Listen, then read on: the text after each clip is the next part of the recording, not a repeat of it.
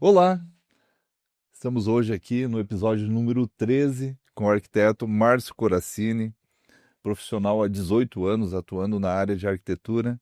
Meu convidado especial hoje para fazer parte do episódio 13 do nosso podcast Raízes e Horizontes. Hoje falaremos, como já diz o nosso título, de onde viemos, onde estamos e para onde iremos, né? E nada mais que uma liderança, um arquiteto renomado aqui na cidade de Gramado, para discutir isso e transmitir aí para o nosso público a nível nacional e internacional o que é Gramado, o que é arquitetura e o que é a trajetória do Márcio Corassini. Márcio Corassini, seja bem-vindo. O microfone é seu para fazer uma breve apresentação sobre você, quem você é, pai, marido, profissional, empresário. O microfone é todo seu.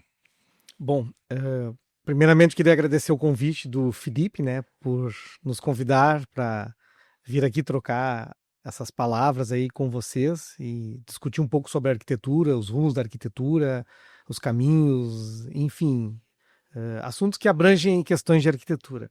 Eu sou Márcio Corassini, 18 anos de profissão, né? A gente fez essa conta aqui na mesa aqui, que nem eu acabei me tocando disso aí.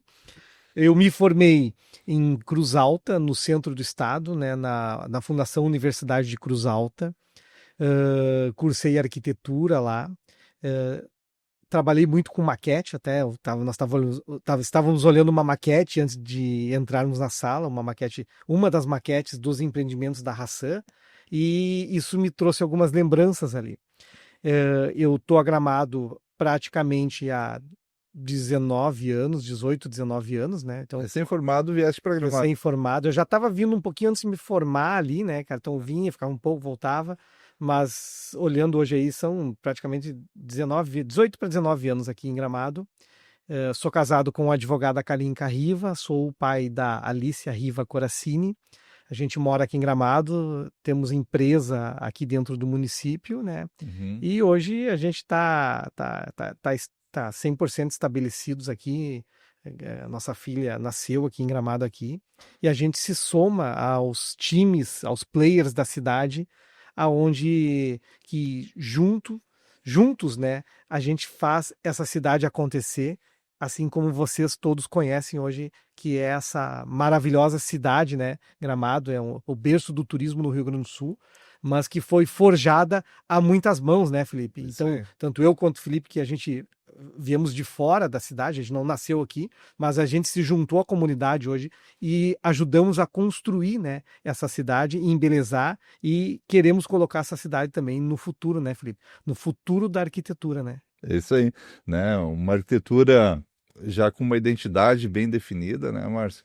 Então, cabe a nós aí desenvolvermos projetos cada vez mais bonitos, mais tecnológicos e sustentáveis, né? Para continuar aí deixando um legado que herdamos, né, e estamos transformando para um futuro, né, das pessoas que vêm para cá, né? Exatamente. Tu falou agora Ontem a minha filha, né? Ela. Foi ontem isso aí. Eu peguei ela na escola e ela me perguntou, porque ela tem outros colegas na escola que são filhos de arquitetos também. Aham. E ela me perguntou, pai, mas o que que o arquiteto faz? Ela deve ter escutado lá alguém falar isso, né? E eu disse assim, filha, a tua mãe gosta de moda, né? E a moda, ela tem os estilistas, né? Os designers de moda ali, eles lançam as tendências para o próximo verão, para o próximo inverno. E o arquiteto, ele lança a tendência da construção civil, do lugar onde tu mora, né? Quais são as tendências da decoração, dos próximos 5 anos, quais são as tendências da arquitetura, para que lado a arquitetura está caminhando. Hoje a gente vê que nas construções não se usa mais somente aquelas cores padrões que se usava há alguns anos atrás, ou tudo branco, ou tudo bege, né? Então hoje entrou cores mais fortes, aberturas verdes, né? Janelas azuis, portas coloridas, fachadas com cores escuras, madeiras. Então, o papel do arquiteto é esse, né? Dentro da arquitetura da construção civil, tentar mostrar para a sociedade, né, o futuro da, vamos dizer assim, da moda na arquitetura, né? Pior que é isso mesmo. Assim, Márcio, o arquiteto, né, é alguém aí que leu o território, né, que entende as relações entre a cidade, pessoas e o tempo, né? A experiência que tu teve fora de Gramado, né, e esse olhar profissional, quando volta a Gramado, aliado a isso, né, como a sua trajetória pessoal e profissional formou, né, o Márcio hoje, a visão do Márcio sobre a arquitetura e a cidade de Gramado. Porque, basicamente, a tua trajetória de 18 anos, digamos que 85% é Gramado, né? Então, essa experiência que tu busca fora de Gramado, em viagens, em estudos, em imersões, né? Como ela te ajuda profissionalmente, né, a ter essa visão mais ampla da nossa cidade. Bem interessante essa tua pergunta aí. Gramado, ela é uma cidade ímpar, tá? Eu vou dizer para vocês que no Rio Grande do Sul e no Brasil é muito difícil uma cidade se comparar a Gramado. É uma cidade aonde na arquitetura, vamos falar da arquitetura, né? Uhum. Na arquitetura se exige muito, entendeu? Em Gramado, a profissão de arquiteto, tu tem que estudar muito. Tu Sim. tem que estudar muito e tu tem que viajar. Viajar para buscar as tendências, porque a construção civil hoje em Gramado, ela tá num nível de excelência muito diferente do restante do Brasil. O detalhamento da construção civil hoje em Gramado, ele exige bastante. Então, antes de eu vir para Gramado, no início da minha carreira, eu saí da faculdade, passei por áreas públicas, né? Eu trabalhei na prefeitura, lá tudo. Eu tinha um tipo de visão. Uhum. Nunca imaginei, eu nunca pensei que aquelas imagens que eu na faculdade via nos livros, né? Uhum. Aqueles projetos, aqueles desenhos que a gente tinha nos livros dos cursos de arquitetura, que aquilo era coisa de outros países, entendeu? Eu não imaginava que no Brasil se fosse conseguir executar uma arquitetura com aquele nível de detalhes, tá? Uhum. Então, aquilo para mim era Europa, Estados Unidos, enfim, o resto do mundo, mas menos no Brasil. Uhum. E antes de eu vir para cá, eram projetos normais, era projeto simples, entendeu? Faziam parte da nossa cultura, sabe, do restante do Rio Grande do Sul. Uhum. E quando eu vim para cá, um dos primeiros projetos que eu peguei, acho que o primeiro projeto que eu peguei aqui foi o China Serra, que era um restaurante de sushi, e o proprietário era o Guilherme, né, da família da Irene Fish. Vixe, Era ali no centro ali. Uhum. E aí eu sentei com eles no restaurante antigo deles e começamos a trocar ideias sobre coisas fora da casinha, assim, fora da caixa, sabe? Uhum. Foi meu primeiro projeto aqui. E eu pensei, eles não vão aceitar isso aí nunca. Quando a gente terminou a reunião, ele disse assim, eu gostei das ideias, vamos fazer. Uhum. Daí nossa, é diferente, né? Porque da onde eu venho, eu sabia que não ia rolar, sabe? Porque Uhum. tinha muita coisa de referência de revista, sabe? Então, é uma arquitetura mais cara, é mais detalhada, Sim. tem que ter uma mão de obra mais especializada. E aí eu vi que a família topou e a gente começou a projetar. Eu me envolvi na obra, sabe? Uhum. Estava dentro da construção e estava também dentro da decoração da obra ali.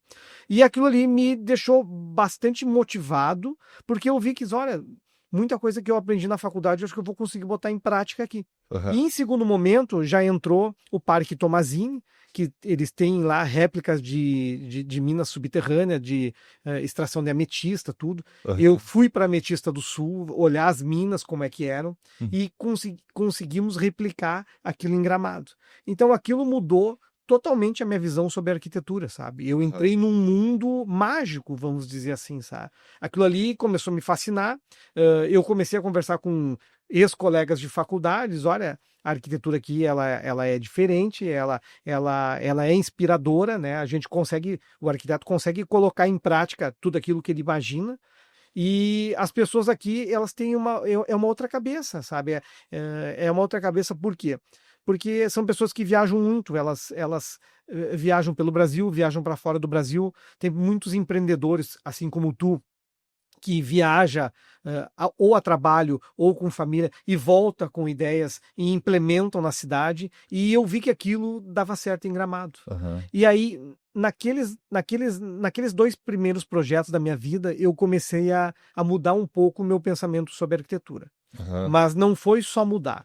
Eu tive que reestudar a arquitetura. Digamos que esse grande estalo que deu na tua cabeça foi a possibilidade de que a nossa arquitetura, eu falo isso muitas vezes, que nós não construímos prédios e moradias, nós fizemos obras de arte. Né? Literalmente, os prédios que a gente constrói, os prédios que tem Gramado, né, com um detalhe, com um olhar mais de um arquiteto renomado, um arquiteto estudioso que se dedica a não simplesmente fazer uma troca de dinheiro por um projeto, né? Eles são obras de arte. Então, podemos dizer que tu teve a possibilidade de ser um artista além de um arquiteto, né? Poder trazer, óbvio, dentro dos parâmetros do plano diretor, mas poder, porque hoje a arquitetura ela é de origem europeia, né? Então, nasceu no. A Caira não está aqui, que é a nossa professora de história, né? Então, eu não saberia dizer qual é a época, né, que nasceu, se foi a renascentista, qual foi que começou a se construir, né? Mas, enfim, tu consegue colocar todas esse conhecimento teórico na prática, né? Diferente de outros lugares, onde que tu tem que fazer um espigão com vidro e janelas e uma planta, né? Então podemos dizer que essa parte temática também ajudou a dar esse estalo para uma arquitetura mais tradicional do que é Gramado, né? Tu vê, eu me lembro que quando eu comecei a projetar coisas, vamos dizer assim, fora da caixa, né? Que seria esse o termo quando tu tá na faculdade, ó, tu tem que sair da caixa, entendeu? Tu tem que estar além. Eu até hoje, tá? Eu estudo arquitetura, eu tenho que estudar, entendeu? Eu tenho que ler, eu tenho que viajar, e isso fica para quem é estudante de arquitetura e para os meus colegas também de profissão. Tem que estudar, tem que viajar. É assim como eu falei no início, um designer de moda, entendeu? Sim. Ele tem que viajar, ele tem que conhecer, ele tem que sair para o mundo e trazer, se ele quiser, né? E trazer esse conhecimento para o seu ambiente de trabalho. E é isso que não só eu, mas que todos os meus colegas arquitetos de Gramado fazem também. Entendeu? Fazem. Os empresários também fazem, né? Fazem para poder entender isso e comprar a ideia junto, né? Que nem tu mesmo comentaste, né? Da onde tu vem, aquelas ideias que tu teve naquele restaurante jamais seria aceita, né? Então ali se criou aquela troca de ideia, aquela energia, aquela sinergia, e já deu, não, vamos fazer. Por quê? Por causa do conhecimento global que provavelmente eles já tinham, né? Óbvio que tinham, porque o próprio nome do restaurante China Serra, né? Eu acho que era, né? Sim. Então já era. Já era. Mas tu sabe que eu nem me lembrava disso aí, cara. Eu agora, na conversa aqui, que veio essa lembrança aí. E eu me lembro que na época, só não aconteceu porque a gente não estava encontrando. Nós queríamos botar 2 samurais na porta.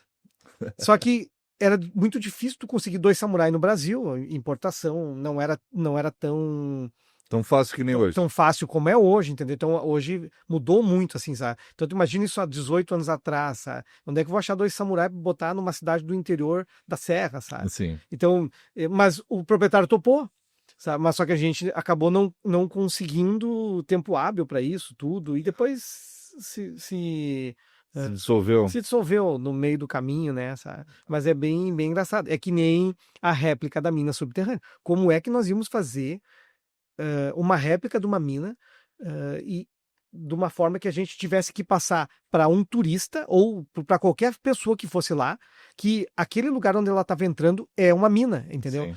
Porque a ideia era que ela olhasse aquilo, sentisse, tocasse e que ela realmente pensasse, eu estou numa mina. Aí o que nós tínhamos que pensar?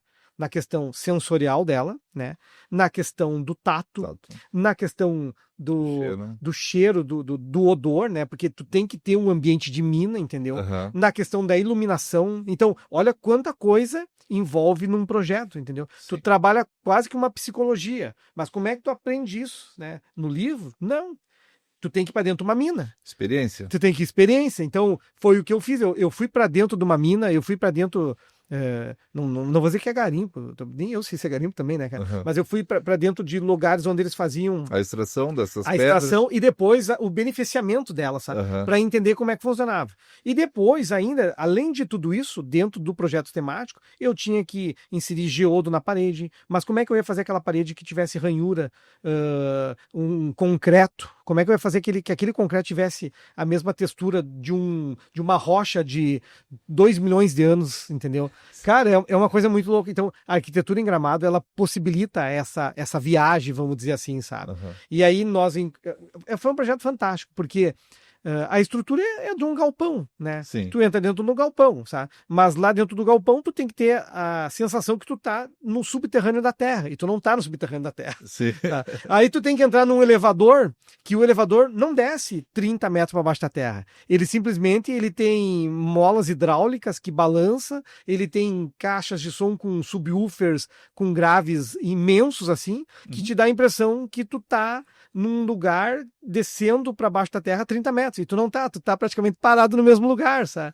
Então, essa é a mágica de Gramado, sabe? É isso que me fez mudar muito a minha visão sobre a arquitetura. Ah, legal. Essa seria a próxima pergunta. Então, podemos considerar que quando você fez essa mina, foi o momento em que tu percebeu que poderia mudar e transformar a realidade das pessoas através da arquitetura, principalmente com essa parte temática e sensorial. A arquitetura, ela transforma as pessoas.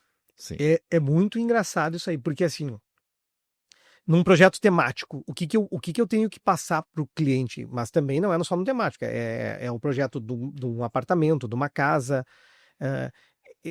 Num projeto temático, eu tenho que passar uma sensação para essa pessoa que ela está fora do habitat normal dela, ou ela está dentro de um sonho, entendeu? Ou esse projeto vai abranger o mundo infantil ou o mundo adulto. No caso da mina, eu tinha que abranger os dois mundos, né? Ele teria que ser legal para a criança e para o adulto, sabe? Então, é algo muito diferente, sabe? Uhum. Tu tem que estudar um pouco, tu tem que ver como é que tu vai fazer um concreto projetado, como é que tu vai fazer para o concreto que vai no teto não desabar, como é que, sabe? Cara, é uma engenharia louca, assim, sabe? Aí tu envolve outros profissionais, tu envolve artista plástico, tu envolve engenheiros, tu trabalha muito no canteiro de obra com o mestre de obra ou com o servente. Aí tu tá, ao mesmo tempo, tu tá trabalhando com um artista que vai pegar uma parede de concreto cinza e ele vai estar lá pintando e dando a impressão que aquilo ali é uma pedra natural. É muito diferente, assim, é muito bacana. Mas a sensação de ver, de ver a materialidade daquilo que saiu de dentro da nossa alma criativa é muito legal, né? É muito, A melhor sensação... é muito tesão, vamos dizer assim. A melhor sensação é tu ver no teu cliente o sorriso. Isso aí. Porque quando tu vê que a pessoa entrou dentro daquele mundo mágico que tu planejou e sorriu e o olho brilhou, e muitas vezes as pessoas se emocionam e choram, aquilo ali para ti é a melhor sensação do mundo. É sinal que o teu objetivo foi cumprido. Exatamente. Vamos lá. Gramado, como uma cidade que cresceu, né, pautada em uma identidade, né? Nós temos uma identidade própria desde quando nós nascemos, que deixamos de ser pertencentes à Taquara, né? Com os veranistas e tudo mais, né? Seja ela por um planejamento, podemos considerar que Gramado é uma cidade que cresceu planejada, da sua forma, mas ela cresceu planejada, né? E levando muito em consideração a parte sensorial, né? É a hortênsia, é o Lago Negro, é os pinheiros alemães, é toda essa natureza que envolve, né? Hoje, né? Qual é o desafio maior como arquiteto, na tua visão, cidade, né? Para manter esse DNA cultural, né? Onde que nós temos empreendedores que querem modernizar, né? Querem fazer aqui um espigão vamos lá, de 80 andares, porque temos que verticalizar para enxergar mais ao redor. Nós temos empreendedores que querem fazer diversos tipos de arquitetura, né, dentro da nossa cidade, né? Como você avalia, né, essa evolução cultural urbana de Gramado desde o início da tua carreira. Não vou pedir antes, né? Até os dias de hoje, mesmo porque Gramado explodiu nos últimos 18 anos, na verdade, né? Então ela já foi uma cidade industrial, uma cidade artesanal e agora somos uma cidade turística, né? Então, como tu avalia isso, Márcio? Não tem como a gente fugir do desenvolvimento, né? Isso é impossível. Quando eu cheguei, a gente se tinha muitos projetos mais rústicos, assim, sabe? Vamos usar essa palavra. Então, o que que era o mais rústico?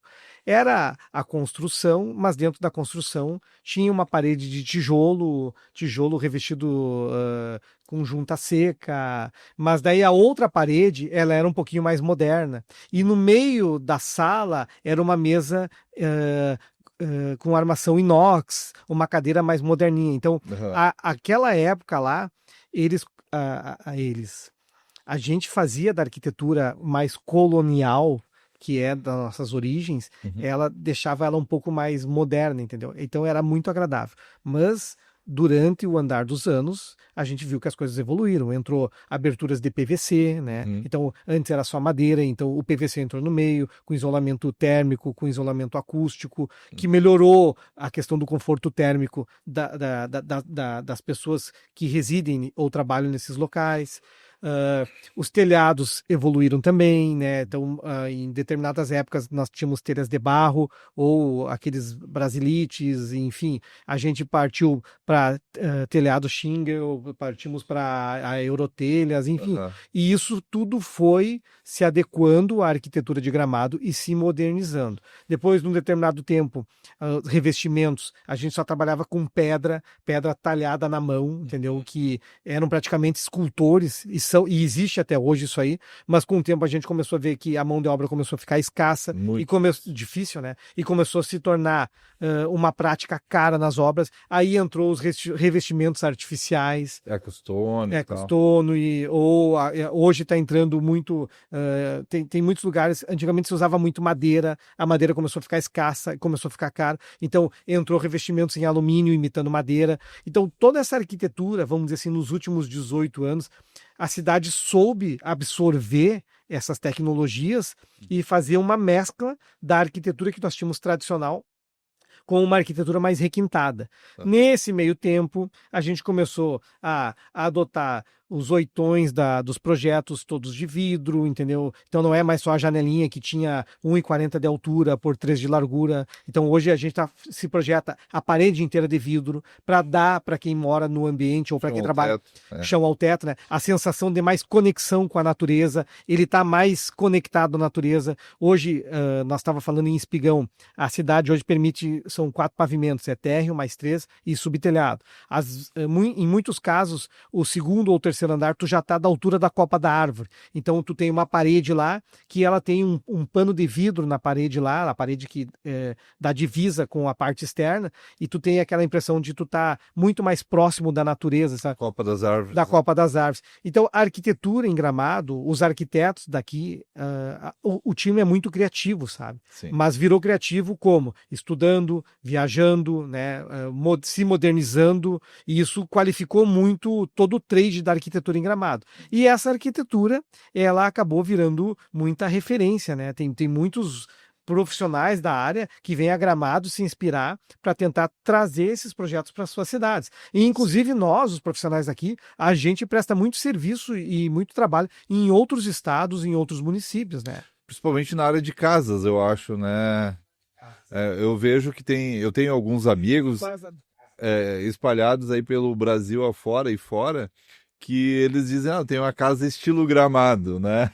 Então, já se fala no estilo Gramado, né? Já temos uma identidade. Eu tenho uma casa estilo Gramado, né?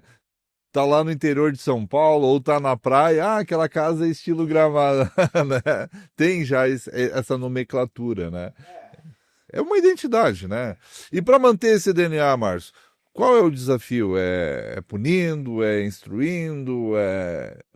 O que a gente precisa para isso? Não, a cidade aqui, os arquitetos, né, e os engenheiros, a gente discute muito isso aqui, tá? É um tema muito discutido, porque sempre tem gente querendo mudar a arquitetura para uma arquitetura, digamos, mais moderna, entendeu? Sem telhado, uma construção mais Simples. assim, mais simples, né? Uhum. É bonito, mas em Gramado a gente tenta manter essa característica. Por que que as pessoas vêm a Gramado? Por que que procuram Gramado? Isso aí é fato para quem está nos ouvindo. Porque eles vêm para cá e vê aquela arquitetura que lembra os seus antepassados, uma arquitetura mais colonial, mais alpina, sabe, mais para o norte da Itália, divisa com a Suíça, com as construções da Alemanha, com enxaimel, mas aí a gente consegue modernizar essa arquitetura, se preserva os traços, né? E hoje, o que que se faz hoje na cidade, tá? O que que o município tem trabalhado muito? Incentivos para essa arquitetura se manter viva, né? Então, hoje tu tem na lei incentivos. Vou dar um exemplo para vocês, tá? Uhum. Uma casa moderna, sem telhado, vai lá, vidro, laje e não tem telhado para cima. Tu tem a possibilidade de X metros quadrados. Mas, se tu fizer uma casa com telhado, tu pode ocupar o telhado e tu ganha toda a metragem quadrada que está dentro desse telhado. Uhum. Então, é um incentivo, né? Isso dentro da construção civil, é um incentivo para que tu possa a manter essa arquitetura que a gente tem viva e ampliar mais ela, né? Continuar construindo dessa forma. Então, a gente hoje tem os mecanismos de construção civil hoje tem isso aplicado dentro das leis. É claro que é muito tempo de debate dentro dos conselhos para que a gente consiga chegar nesse denominador comum, né? Então, tem gente que gosta de uma arquitetura mais cosmopolita, mais cidade, né? Mais Uhum. São Paulo, Porto Alegre, e tem gente que gosta dessa arquitetura mais Gramado, como você estava falando. Isso aí. Recentemente, Márcio, teve um movimento em Gramado, inclusive de benefícios para empresas, né, e escritórios de arquitetura que desenvolvam projetos com características dentro de uma cartilha, né, onde que dá um benefício de poder construir até 5% a mais de área se tu tiver no seu projeto aqueles quesitos, né? Então, uma pontuação. Explica melhor para nós como é que é essa cartilha, porque outros arquitetos também, né? E empresários também, nem Gramado, o metro quadrado do terreno, ele tem um valor considerável, né? Então, vamos lá. Sobre 10 mil metros, tu poder construir 5% a mais é 500 metros. Nós estamos falando aí de 4 a 5 unidades habitacionais a mais, né? Isso é um projeto bem bacana, ele é desenvolvido pela Planta, né, que vamos dizer assim, o órgão que representa os arquitetos e engenheiros aqui de É uma Gramado. entidade, né? Uma entidade não pública, né? É uma Não entidade privada. montada pelo setor privado de arquitetos, Engenheiros. engenheiros. E aí, preocupados, por isso que é bacana assim, as pessoas se envolverem com esses movimentos, eles preocupados com que Gramado não perca essa identidade, apresentaram essa proposta para a prefeitura, né, para a Secretaria de Planejamento, aperfeiçoaram ela junto com a Secretaria na criação dela, ela está na Câmara de Vereadores, o projeto está para ser pautado e aprovado agora nos próximos dias ali. E é um projeto bem bacana porque ele setoriza a cidade em alguns zoneamentos. Uhum. E aqueles zoneamentos lá, ele não inibe a liberdade intelectual do profissional. Uhum. Mas, se tu segue aquela cartilha arquitetônica, que é telhado, beiral, cachorro, eu tô falando linguagem de arquitetura aqui, tá? Uhum. Se tu seguir essas características, tu vai ganhando pontuações. Tu não pode fazer menos que o mínimo, senão o teu estilo não é aceito. Tu tem que chegar no mínimo. O mínimo é 60 pontos para o zonamento, 30 pontos para outro zonamento, 80 pontos para o zonamento central. Uhum. Agora, se tu chega em 100 pontos, se tu atinge todos os itens da cartilha, aí tu tem uma bonificação pelo município. Hoje, na construção civil, em determinadas áreas da cidade, tu consegue comprar até 10% de índice na praça. 5% da prefeitura e 5% da iniciativa privada. Se tu atingiu 100% dos pontos, os vereadores têm que aprovar isso, tá? Uhum. Mas, a princípio, tá ok. Vai ser aprovado. Os 5% tu não precisa comprar. Tu ganha de bonificação no teu projeto. E aí é como o Felipe falou, se tu tem 10 mil metros de projeto e tu, dentro do teu projeto, tu fez os 100 pontos, tu vai ganhar 500 metros quadrados. E o mais legal é que esses quesitos são elementos naturais, né, Márcio? Eu estive numa das reuniões de apresentação desse projeto, né? São elementos naturais, é o uso da pedra, o uso da madeira, né? O uso do estilo dos oitões, dos cachorros, do telhado, o beiral. Então, são benefícios para o embelezamento, né? Então, em vez de fazer um prédio não tão belo, né? Mas sim usar elementos que compõem o embelezamento completo do empreendimento, e daí você é beneficiado. Eu vejo que todo mundo ganha com essa cartilha, vamos dizer. Muito legal. Assim, Aí vai né? ter gente que vai dizer assim, mas como é que eu vou botar todos os elementos? Eu não vou conseguir criar uma coisa bonita. Vai, é a função do arquiteto criar um bom projeto, né? Aí ele tem que estudar e quebrar a cabeça e fazer pesquisa de campo e pesquisa de mercado, porque dá para fazer sim. Dá muito sim. Vamos lá. Arquitetura e o comportamento humano. Eu acho que essa parte aqui é uma parte bem desafiadora no mundo atual, né?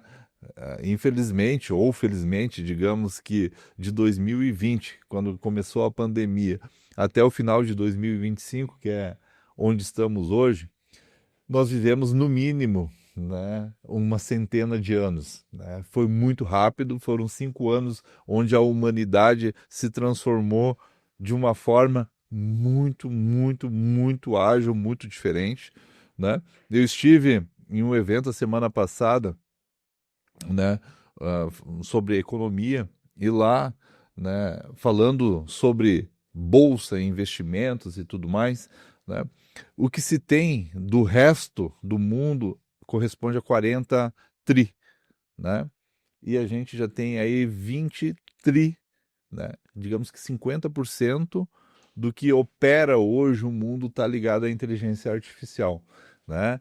Então vem aí mais um grande desafio da arquitetura, junto com a IA, junto com o comportamento humano que está muito imediatista, né? Então você construir um empreendimento em 5 anos, 10 anos, né? 3 anos, 2 anos, uma casa hoje se constrói em 2 anos, entre começar o projeto e terminar. Isso se você for muito rápido, né? For muito ágil, uma casa de alto padrão, hoje, entre iniciar o projeto, aprovar na prefeitura e terminar a casa, você leva de 1 ano e meio a 2 anos, ou mais, né? E como é que vai ser, ou como é que está sendo hoje, né, Márcio? Você, não sei se esse impacto já está vindo para o teu escritório, né? Já, né, das pessoas, eu preciso fazer isso, mas eu preciso aprovado para o mês que vem. E essa obra ela precisa ser muito rápida, porque pode ser que ela saia de moda, né? Porque tudo que é muito tecnológico, ele tem um tempo de duração muito pequeno, né? Ele se torna obsoleto muito rápido, né? E como é que tu enxerga isso na arquitetura? Porque vai impactar de forma positiva para quem conseguir acertar esse meião, mas também vai impactar de forma negativa, de talvez a gente estar desenvolvendo um projeto que quando ficar pronto ele seja um projeto obsoleto, né? Ou seja um projeto que não agrade tanto, não gere tanto valor. Dá uma explanada para nós sobre isso, porque a IA é a nossa realidade hoje, né? Até um dia eu te visitei lá no teu escritório, tu estava fascinado com uma IA que estava fazendo vídeos, né? E, cara, eu fiz assim, assado. Então, tu é um cara que é o cara da tecnologia, o cara que gosta de fazer um vídeo, fazer uma imagem bem renderizada. Se eu não me engano, na tua história, tu já fez também a parte de renders e tudo mais. Então, tu é o cara certo para falar isso e deixar dicas aí para os arquitetos do mundo inteiro, né? De Gramado e do mundo inteiro, de como utilizar essa IA a nosso favor, mas sim trazer para a realidade, né, a escassez da mão de obra, a dificuldade de matéria-prima e fazer essa conciliação aí. O microfone é teu com essa bomba. Em 2000 quando entrou a primeira onda de leva da pandemia, aquilo mudou todo o pensamento e o comportamento do ser humano. Mudou porque as pessoas se viram presas em casa, né? Durante muitos anos, ninguém dava bola para o seu habitat dentro de casa. A gente chega em casa sempre correndo, come, sai, vai trabalhar. É a rotina do brasileiro hoje.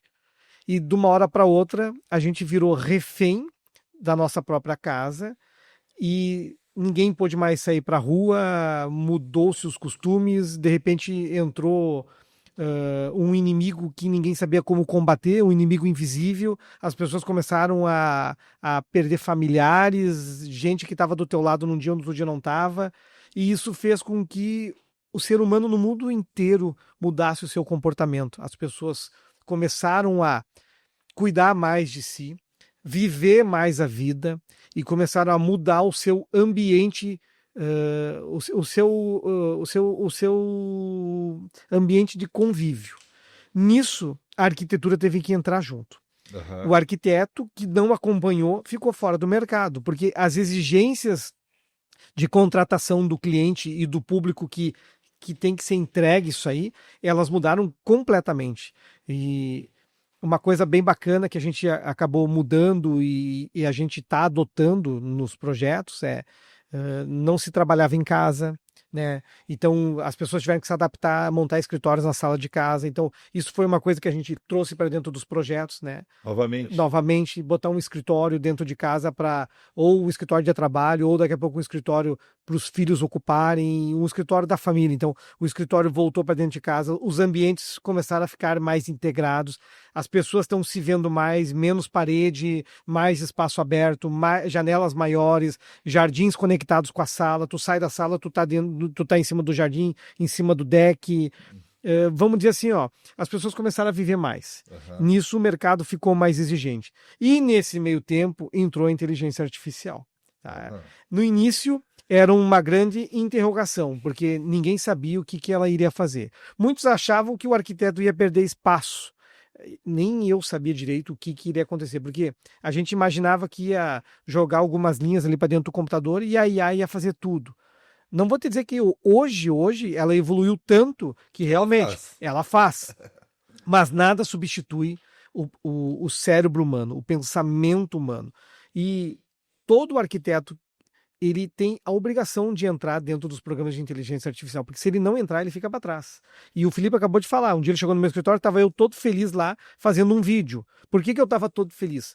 Porque para fazer um vídeo hoje na arquitetura, pela ferramenta normal de trabalho, eu tenho que ter mais uns 2 ou 3 profissionais do meu lado. Eu tenho que estar criando, o outro profissional está modelando e o outro profissional está fazendo vídeo. Então, o trabalho que eu levava 30 dias para fazer e que era muito mais caro para se fazer, hoje eu consigo fazer ele talvez em 3 dias. Ficou muito mais rápido. Então, a IA na vida do arquiteto e de engenheiro, ela melhorou 100%. Os resultados de um vídeo em IA melhoraram muito. Claro, a IA ainda, como ela está sendo lançada, ela ainda é um pouco cara, porque tu paga por imagem, tu gasta os créditos, quando tu vê, se tu não souber administrar e estudar, tu tá botando dinheiro fora, né? Tá botando dinheiro fora. Mas nada substitui o profissional. Aonde o profissional entra? A IA entra para ajudar nos detalhes, tá? Isso é bem bacana ali, ela entrar nos detalhes. Mas a IA também projeta muita coisa que tu não consegue executar. A gente tem que ter uma realidade do que é o Brasil hoje. Hoje nós temos no Brasil, tu que é construtor, empresário, e hoje tu tem construtora, tu sabe que hoje o computador aceita tudo, ele aceita qualquer desenho, mas a execução da vida da real, a obra, ela não aceita. Então tem coisas que às vezes a IA vai projetar, que tu vai dizer assim, cara, eu não vou conseguir executar isso aqui nunca na minha vida, entendeu? Nós não temos tecnologia para isso. Só que quem tem tecnologia é Miami, Estados Unidos, que estão China, que estão 100 anos na nossa frente. Então, a gente tem que ter os pés no chão e se adaptar a essas situações. Então, o arquiteto ele tem que se adaptar à realidade que ele está. Então, por isso que eu disse assim, no início ali, nada substitui o ser humano, a maquininha ser humana. Então, tu tem que estar conectado em o que é possível fazer e o que é possível projetar e juntar os dois juntos. Então, a IA, ela ajudou muito nisso aí, e o arquiteto que não entrar nesse mundo, ele está fora. Ele tem que entrar urgentemente nesse mundo aí. Então, muita coisa mudou depois da pandemia, que foram isso que eu falei para vocês, os costumes, o local de convivência, a inteligência artificial, que cada vez ela tá melhorando mais, mas o arquiteto, Felipe, ele tem que viajar, ele tem que sair, ele tem que conhecer, não importa para onde ele for, mas ele tem que ver o que existe hoje no mundo. É muito difícil dizer assim que um arquiteto hoje vai criar alguma coisa que nunca foi criado, tá? Então, a arquitetura ela está no mundo aí há 3.000 anos. Se nós formos hoje pegar Acho que um pouquinho mais. se a gente for pegar, vamos para a Itália, vamos pegar Roma, as escavações, tem detalhes da arquitetura ali que tu fica pensando assim, como é que esses caras faziam isso há 1.000 anos atrás, 2.000 anos atrás? Isso, 3.000 anos. 3.000 anos atrás. Será que nós desaprendemos? Né? Aí hoje eu não consigo fazer isso, não tem mão de obra para isso, mas há 800 anos atrás tinha. Sabe? É incrível. Então, viajar é a receita principal. O restante, IA, computador, são ingredientes na receita que aí vai de cada profissional saber como operar, como dosar e criar um produto final para apresentar para o cliente, sabe? Tá. Essa é a parte fácil da pergunta, mas tem a segunda parte da pergunta que eu até explanei mais. E o comportamento humano, o cliente mesmo, né? O resultado final. Criou o projeto, levou 5 anos na prefeitura, brincadeira. Eu vejo que não pode levar mais que 5 meses, tá? Eu acho que o poder público também tem que ter as diretrizes bem definidas, né? E um projeto, não interessa se ele é uma garagem de ampliação ou é um projeto de 50, 60, 100 mil metros. Ele tem que ter uma velocidade dentro do poder público, né? Eu sempre digo que o poder público, ele aplica os recursos, né, gerado pela iniciativa privada, e não a obrigação dele é destravar, né, a iniciativa privada para a criação desses recursos. E o comportamento humano, então, Márcio, como é que as pessoas estão encarando esse tempo de criação, né? Eu tenho que viajar, eu tenho que me inspirar, ou aquilo que o meu cliente está pedindo, eu já fiz uma viagem, eu já tenho, conversando com ele no briefing, eu já tenho o conceito, né? Consigo criar um conceito, consigo dar uma rabiscada, enfim, né? Como é que está o resultado? Porque as coisas estão mudando muito rápido, né? Esse comportamento humano, como é que está? O ser humano, essas gerações aí, elas são muito imediatistas, né? É tudo da noite para o dia. Eu vou falar pelo meu escritório, ali pela minha turma ali. A gente sempre tenta ver o que está acontecendo nos outros países, sendo em viagem pessoal ou sendo em pesquisa através de internet. Uhum. Então, o Brasil hoje é um país subdesenvolvido, de terceiro mundo, emergente, aonde a gente sabe que o lançamento de um produto nos Estados Unidos, na China ou na Europa, ele leva de 2 a 3 anos ou até mais para ele entrar no Brasil. Uhum. Então, o meu escritório procura buscar tendências dentro de um projeto do que está acontecendo fora do Brasil, porque a gente sabe que o brasileiro ele se inspira em gostos em gostos europeus, da história, é da história, o que ele viu, o que ele sentiu, e realmente a história não está no nosso continente, está no outro continente, entendeu? São 3.000 anos de história, nós temos 500 anos de Brasil, sabe? Entendeu? Então a gente tem que respeitar e tem que saber se colocar no nosso lugar, né? Essa é a realidade. Olha, a gente é um bebê, né? A gente está engateando, entendeu? Claro que tem brasileiros fora da curva, né? Tem alguns ícones brasileiros fora da curva que fazem sucesso pelo mundo, mas a grande maioria não é assim. Então hoje quando um cliente vem conversar conosco ali, a gente tem essa noção, que é X meses ou anos para aprovação de um projeto, X meses ou anos para execução do projeto. Na brincadeira, são 5 anos que tu se perdeu. E daqui a pouco, 5 anos na Europa, ou nos Estados Unidos, ou na China, e 5 anos mudou a tendência. Então, a gente sabe que se nós buscarmos uma coisa hoje em algum desses países, em 5 anos no Brasil não mudou. A gente ainda tá no time, sabe? Mas isso é em função da nossa cultura, é em função da nossa mão de obra, que a gente tem essa realidade. Então, a gente tenta buscar, Felipe, as tendências sempre fora. sabe? Assim como o teu escritório, eu vejo que vocês viajam muito, buscando tecnologias, não somente na construção civil, mas na questão moveleira, né? Aham. Entendeu? Maquinário, mão de obra, enfim, cores, Processos, cores, processos, né? né? Designer, Vocês tudo. buscam fora, porque a gente sabe que a inspiração, o pai da criança é fora daqui. Sim. Eles já estão lá há 2.000 anos estudando esse assunto. E a gente está aprendendo com eles. E eles têm um planejamento, viajando, conhecendo algumas empresas na Europa, principalmente ali Itália, Suíça, Alemanha, Suécia, Dinamarca, né? Que é onde a gente mais circula, né? A gente observa que aquilo que a gente enxerga lá, eles já estão planejando há 5, 10 anos, né? Então, eles têm, né, diferente de nós brasileiros, seja lá por falta de planejamento ou até mesmo uma questão cultural, né? O europeu como um todo, ele tem a cultura de ter um setor de desenvolvimento muito aguçado, muito avançado, né? Então eles testam muito, né? Eles estudam, eles testam muito antes de mostrar para o mercado. Nós não, nós compramos um terreno, já estamos mostrando para o mercado o que, que vai acontecer ali, né? Por uma necessidade de velocidade, né? Então, sim, hoje, com certeza, eles estão muito, muito, muito na nossa frente. É que foi numa viagem que eu fiz recente agora com a família ali, nós entramos nesse assunto, sabe? Uhum. A gente vê que populações de outros países, principalmente no Uruguai, vamos pegar nós aqui, os vizinhos nossos, Uruguai, Argentina, são situações de países diferentes do Brasil, eles têm uma outra situação.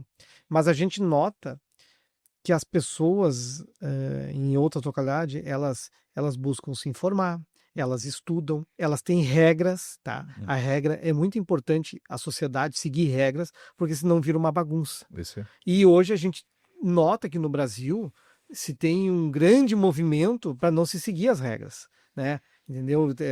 A facilidade. Só que a facilidade, o caminho curto, ele é muito rápido, ele é muito breve a duração disso aí. A regra, não. A regra é uma coisa que tu traz de casa, traz de berço e tu transmite para gerações. Então, o que se nota nesse mercado aí? Eu vejo que outros países, eles vivem, eles conseguem viver, se misturar ao dia a dia, a arquitetura, ao bem-estar. Nós, o brasileiro, a gente sobrevive. A gente sobrevive, entendeu? A gente tem tudo, tem que estar tentando dar um jeito, né? Não tem solidez em nada, não se tem incentivos no país. A nossa lei ela é muito discutível, né? Tipo, vamos pegar a Itália. A Itália tem grupos de estudo de criação, entendeu? Como é que nós vamos ter isso no Brasil? A gente não consegue nem pagar as contas aqui, porque é imposto, é juro, e se tu não trabalhar, tu não come, e se tu não trabalhar, tu não se veste, entendeu? O ciclo muito curto. A gente tá sempre em crise, sempre correndo atrás da máquina. Aí tu pega um outro país que se planejam, seguem as regras, se organizam, o que acontece? A qualidade de vida melhora das pessoas, as pessoas conseguem se planejar, conseguem viver a vida, entendeu? E a gente por aqui está sobrevivendo. Então, é tudo questão de organização, enfim, é uma situação geral. Aí nós vamos estar entrando talvez em outras pautas aqui, né? Ô Márcio, eu planejei aqui nada mais nada menos do que 6 blocos, né? Que bloco nós somos? Nós estamos no 3 e já comeu o nosso tempo. O bate-papo tá tão bom aqui, né? E eu vou ter que dar uma aceleradinha indo, deixando aí 2 temas, né, extremamente importantes para uma outra oportunidade, né? Que são os desafios urbanos para os próximos anos em Gramado, né? E o planejamento urbano junto com a inovação e a sustentabilidade. Talvez a gente teria que trazer aqui, talvez o secretário de planejamento, de meio ambiente, para participar junto comigo e contigo dessa conversa, onde que poderemos tratar sobre isso, né? Eu acho que eu fui meio amplo demais aqui no nosso tema. E vou passar aí, então, já que o nosso podcast é Raízes e Horizontes, né? Então vamos mostrar aqui o futuro, então, o horizonte, deixando esses temas para trás, né? Então, Vamos aí. As expectativas, visão pessoal e o legado que tu quer deixar para a nossa cidade, né? Vamos lá. Qual é o projeto que tu diz assim, esse aqui eu tô no túmulo lá, mostrando só os dentinhos, porque esse aqui é um legado que eu deixei para a cidade. Qual é o projeto? O projeto. Eu acho que eu tô olhando para ele. Eu tô olhando para ele. Tu sabe que um projeto, mas é um projeto teu. Aham, É, é, esse projeto que é na esquina do Lago Negro, vamos se dizer assim, aham, eu acho que é um legado aonde não somente as pessoas que vêm visitar Gramado, os brasileiros, mas o estrangeiro que vem ver a nossa cidade, tudo é um projeto que vai deixar um legado muito grande, porque ele está numa localização muito bem privilegiada. Ele está num lugar onde tem uma história, duas histórias na real. Uma das histórias é o antigo Carriere, que é onde tinha a fábrica de Natal, que isso marcou muito a cidade, que era um espetáculo de Natal nosso aqui de Gramado, que era dentro de um bairro, né? sim, Então foi uma história muito bonita, um movimento do Natal que era mais circense, né? sim. Mais delicado, mais infantil, mais sonhador. Então aquilo ali, até hoje as pessoas olham para ali e lembram desse episódio. Tem uma memória afetiva e uma energia muito legal naquela região ali. Que é na frente do Firenze, e o Lago Negro, que é um palco de natureza, vamos se dizer assim, onde recebe 3 milhões de pessoas por ano, né? E esse projeto do Firenze, ele marca muito porque ele está a 50 metros ali, né? Então, eu sei que isso é um legado que foi construído com várias mãos, né? Não é só eu que tenho de profissional no projeto ali, eu sou um dos profissionais. E eu sei que aquilo ali vai marcar muito, porque o que que é o Firenze ali? Não sei se posso falar do Firenze. Pode, pode? É. O Firenze é um projeto que nasce com diferentes traços, né? Sim, Quando a gente começou a discutir a questão do Firenze, quando vocês adquiriram aquele terreno, era um terreno muito bem posicionado, um terreno histórico, né, dentro do município, onde o próprio município tinha interesse no terreno, né, sim. por a história que aquele lugar tinha ali.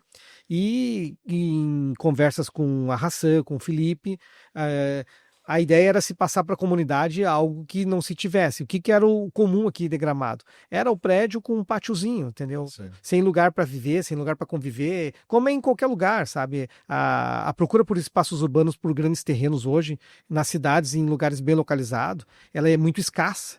E hoje o Firenze, ele nasceu num lugar onde ele é um jardim, ele é um paraíso. Nós sempre discutíamos assim, aqui nesse lugar, quando entra a construção civil, os prédios, nem precisa de jardim. A Sim. própria natureza fala por ele. Mas aí, quando a gente começou a discutir a criação do Firenze ali, começou a se discutir também a questão dos usos, né? O Firenze, ele é praticamente uma praça. Né? Sim. O projeto ele brota numa praça, né, num grande jardim, rodeado de natureza, de área verde, aonde o vizinho dele é o Lago Negro, né? Sim. O terreno do lado é o Lago Negro. Então, o morador, ele tá na sua unidade habitacional, ele desce, ou ele fica na praça, que é o próprio Firenze, ou ele vai no vizinho, que é o Lago Negro, sabe? Sim. Então, a pegada da natureza que aquela região tem ali é muito grande ali, sabe? Aquilo ali, sim, é um legado, é uma história muito bacana. E sem contar que a gente trouxe para dentro do Firenze uma área comercial também embaixo, né? Sim. Que pode abranger uma padaria, uma farmácia, uma loja, para que o morador Restaurante, um restaurante, o próprio cafeteria. morador, ele não precisa se deslocar até o centro, ele está dentro do empreendimento dele, e inclusive as pessoas que estão ao redor, no Lago Negro ali. Então, o Firenze tem uma pegada muito bacana, que ainda as pessoas não conseguem dimensionar, porque ele vai começar, né? Entendeu? Isso aí nós vamos ver daqui 3 anos a diferença e o impacto que ele vai fazer naquela região. Ele vem para embelezar, ele não tira a natureza que hoje está lá, ao contrário, a gente tem muita natureza para colocar dentro dele, Ele porque se integra, né? se integra. A gente foi criado jardins, fonte da água, enfim, a gente tem uma infinidade de elementos para colocar lá, e aonde as pessoas, tanto os moradores quanto o turista ou o morador que estiver passando por lá, ele vai poder usar. Ele vai poder chegar, ele vai poder estacionar seu carro, ele vai poder ir lá tomar chimarrão, sentar na frente do Firenze, porque na frente do Firenze tem uma grande esplanada, que é aquilo que tu buscava na Europa, É isso aí. que nós conversávamos lá, Zóis. Eu quero botar lá na frente lá um lugar de convivência com ombrelone, com jardins, com fonte, e o Firenze hoje tem esse legado. É isso. Ele vem ali para somar naquela região e para contribuir. Então, isso acho que é um legado que para mim marca muito, até porque eu moro ali perto e vou passar todos os dias na frente. Então, como ele era no meu bairro, e é um bairro que eu passo com a minha família todos os dias, eu queria algo diferente ali, sabe? Aham. E aí tinha o Felipe com as ideias fora da caixa, aí juntou isso aí, dá para fazer, vamos fazer. E a gente chegou nesse resultado hoje aí, que é um projeto lindíssimo, né? É uma arquitetura diferenciada. É uma arquitetura nórdica, né? A gente misturou ali traços nórdicos nela com muitas coisas que a gente já usava em Gramado, que é a pedra, o concreto, a madeira, né? Aberturas grandes, natureza, a integração de dentro com fora da casa. E aí ali nesse projeto a gente olhou muito essa questão posição solar. Enfim, é um projeto que nasceu grande. É isso aí, nasceu Que grande. legal, que bom que tem essa conexão. Márcio, preciso encerrar. Nós já estouramos aqui o nosso tempo. Teremos uma outra oportunidade para os outros assuntos, mas não poderia deixar de fazer algumas perguntas com uma resposta rápida, né? Sem rodeios, no máximo 5 palavras. Um erro comum em projetos arquitetônicos. Urbanos. Urbanos, um erro comum em projetos urbanos de cidade Isso. é quem está planejando não estudar o assunto. A pessoa que está planejando projetos que envolvam a urbanização de cidade, elas têm que viajar e ver como é que está funcionando em outras cidades do mundo. Nós não vamos inventar a roda já está inventada. O que a gente pode fazer é criar situações e trazer para cá situações que foram implementadas em outras localidades para poder resolver os nossos problemas. Situações que funcionam, né? Eu Funciona. vejo muita gente, muitos lugares, o pessoal se inspirando em lugar e fazendo cópias do que não funciona. Não. Esse é o maior erro. Tem muitas cidades no mundo com características parecidas com Gramado, cidades pequenas com alto nível de turista. Essas cidades, tem muitas cidades que estão resolvidas, né? Centro histórico, fora do centro histórico, projetos mais modernos, no próprio centro histórico, prédios garagens subterrâneas, garagens para cima, que é um exemplo bom para isso aí, que seria para Gramado, Mônaco. Ah, sim. O cara vai em Mônaco, é uma cidade que tu fica pensando, como é que esses caras resolveram os problemas dessa cidade? Com muito dinheiro, tá? Não, tudo bem. Aí tem a iniciativa privada, que tem belas ideias, né? É isso aí. Entendeu? É isso aí. As contrapartidas, eu digo que a iniciativa privada, ela não tem que ser encarada como alguém que vai só dar uma contrapartida. Ela tem que começar a se beneficiar também das contrapartidas. Por quê? Porque é uma forma rápida de realizar algo, né, que o público demora um pouco mais em função, né? Então vamos lá. Um hábito seu, né, do Márcio, que melhora a criatividade. Dormir bem, tomar um vinho ou o quê? O vinho é interessante. O vinho é interessante. Eu durmo pouco. Eu sou talvez muito ansioso. A minha média de sono, 5 horas e meia, 6 horas, cara. Eu não consigo dormir mais que eu quero levantar. E eu levo o computador para casa. Eu levanto no sábado de manhã, 6 horas da manhã, e vou trabalhar até a minha família acordar. Domingo é a mesma coisa. Eu, às vezes, domingo, 6 da manhã, eu tô desenhando. E o desenho é uma coisa que me acalma. Renderizar, modelar, isso é uma coisa que me acalma muito. E, claro, que o vinho acalma todo mundo, né? Mas um hábito meu é desenhar. Desenhar. Desenhar. Então, a tua profissão é o hábito que te torna melhor. Sim. Quando eu tô estressado, é incrível isso aí, tá? Eu me fecho na minha sala, baixo as cortinas e fico desenhando. Aí eu fico renderizando, testando programas de IA. E aí o tempo passou e às vezes sai coisas boas nas ideias, às vezes não sai. Às vezes não sai. Mas aquilo me ajuda a me acalmar. Mas desenhar. Legal. Uma cidade do mundo que você gostaria de estudar mais de perto. Mônaco, acabei de falar. Ah, legal. É uma cidade que te fascina. Eu sei que a situação econômica deles é muito diferente, entendeu? Mas eles têm ali ótimas ideias colocadas em práticas que resolveram a vida de populações inteiras. Sim. Um projeto que você ainda quer fazer em Gramados? Eu quero fazer praça. Piazzas, com estacionamento de 5 andares para baixo. Não tem problema, mas eu tenho vontade de É fazer isso praça. que temos que fazer. Eu já conversei com o secretário de planejamento já. Nós temos 2 praças ali, lá da rodoviária e a Praça Central. Eu não sei, eu tenho uma vontade de fazer praça, cara. E não esqueça de 5 andares de estacionamento para baixo para a gente tirar os carros, ter lugar para botar os Que carros. ajuda. Tu sabe dessa minha questão com os estacionamentos, né, cara? Eu sou a favor das vagas aí. Temos que ter vagas de garagem. A nossa cidade, ela não está preparada para...